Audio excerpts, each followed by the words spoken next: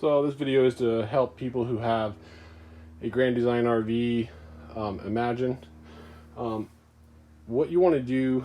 Even if you have a Grand Design RV, depends which one you have, or if you're just looking to see if your RV's water pump has a diverter installed to pump the system full of antifreeze instead of having to use the hand pump.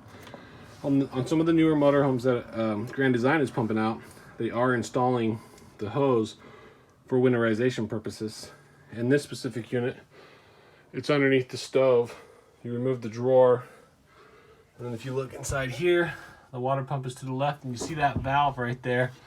You want to turn that valve in line with this hose right here, and then as long as you've already bypassed the water heater, you would turn the water pump on and it'll fill your system with antifreeze, but you have to turn on each individual faucet like so. See how it's pink? We've already done it to this RV, and every time you turn it on, it draws more from that gallon. On this specific RV, we used 1 1/4 gallons of antifreeze.